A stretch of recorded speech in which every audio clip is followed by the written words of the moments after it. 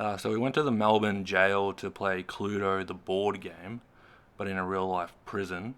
I think it's the first in the world that's done this. We are going to film the whole thing, but we didn't want to ruin it for people that could go and solve the mystery. Yep, as of course, you can go through the old Melbourne Jail as a tourist attraction and just investigate the old cells. But in this edition, you get a booklet. It's like $5 or something, and you can go through and play an actual Cluedo game, and it's a nice little play along with your general sort of tour, I guess. Yeah. What we'll do is, with the booklet, we'll read you the first page, and then we'll go through it, and you can pause if you want to read it and see if it's something you're interested in. Step back in time to investigate an unsolved murder at the old Melbourne Jail. Can you find the clues to catch the killer? So there's a case file for the mystery of the solitary solicitor. Lying Lionel Grey was a notorious underworld lawyer. He visited the jail on 17th of August 1924 to meet his client Percy Plum, a prisoner appealing his sentence. But Lionel never left the jail that day. He was discovered dead inside a locked solitary confinement cell. Detectives concluded Grey was killed elsewhere and moved, but with no witness, the murder went unsolved. Now it's up to you. Can you deduce who killed Lionel Grey, where was he killed, and what weapon was he killed with? Play alone or in a group to see who can solve the mystery first. So we'll just show you the rest of the book here and see if it's the kind of thing you're interested in. Um, we'll get to like what it actually looks like in the prison when we get to the footage. But how did you find the experience overall, Cameron? It was more surprising than I thought it would be. I mean, they kind of have sort of a target demographic and they aim towards that. But as far as age groups are concerned, like, it's not just for the sort of like the school holidays sort of target, and Yeah, and I think even though it says no one under 12, like kids can play it easy. Like there's nothing violent really about anything. yeah, in our group today we saw plenty of kids probably in the under 12 range, Yeah. and they're having a great time. So Yeah. So these are the suspects here we're going through.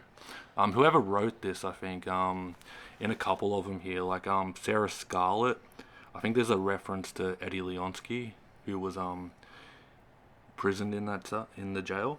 It says her beautiful perfume was said to leave the most psychotic strangler swooning. So Eddie Leonsky was the brownout strangler. Yeah, and I think it has been said that like he was attracted to women's perfume. So I think that's a reference to Leonsky. And then there's another one here with Pearl Peacock, and it says she was a fed up teacher who just wanted some quiet, so she poisoned her students. There might be a kind of Muff and Needle reference there. So this is the back of the book at the end. This is just like where you deduce and all that throughout the game. We obviously didn't write on this copy. And here we go. So here's a cell, and what you're looking for in these cells, you'll see in a second. Here it comes. It's creeping around the corner. yeah, they've got these banners in the cells in which Here we go.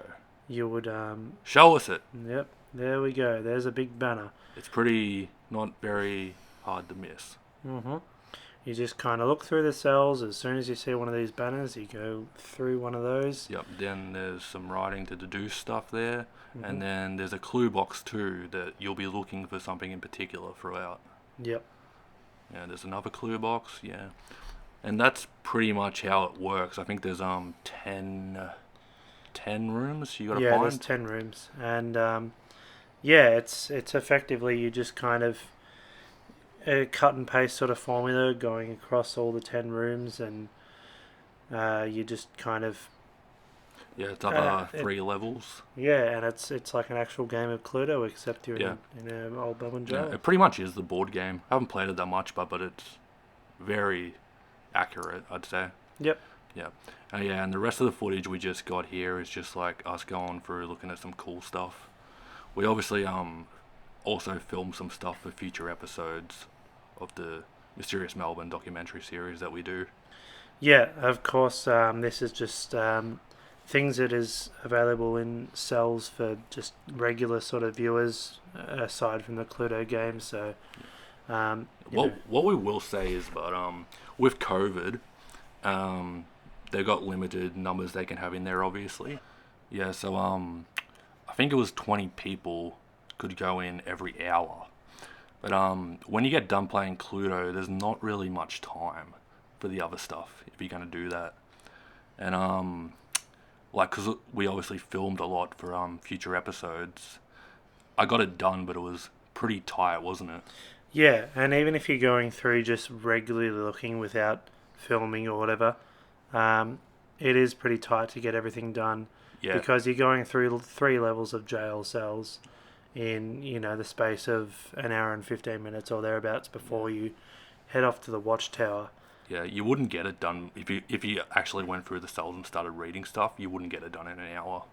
Yeah. So that's a bit disappointing, but yeah, Overall, like, it's better that it's open than not open at all. So, I guess you can take it. yeah. So these are the death masks they obviously do after death. You'll see a picture here in a minute. Actually, I always thought they just laid them down and like shaved their hair off and all that, but they weirdly sit them up. Here we go.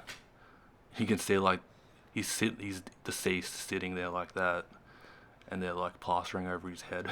Yeah, It's pretty confronting when you look at it like that. absolutely. It's a fantastic representation, and I'm glad they've got those. Yeah, yeah, I'd never seen that picture before, so yeah, this was the lashing thing. What do you call that? The lashing triangle, apparently. Yes. And then here's a hallway down there. Nah, it's just a picture. Oh, there's the gallows. That's the infamous Gallows, of course. Yep. Many inmates were killed there. Yep, the beam that Eddie Leonsky was killed on. Ned Kelly, Martha Needle, Arnold Soderman. I could go on. I took about 50 different angle shots of the beam, so it'll be featuring heavily. Yeah. As you can see, I'm a fan of it. The Gallows are a big feature of the jail, of course. Yep.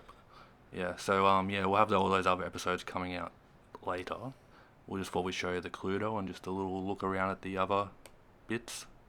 So yeah, I hope you enjoyed it, and see you in the next vid. Like and subscribe.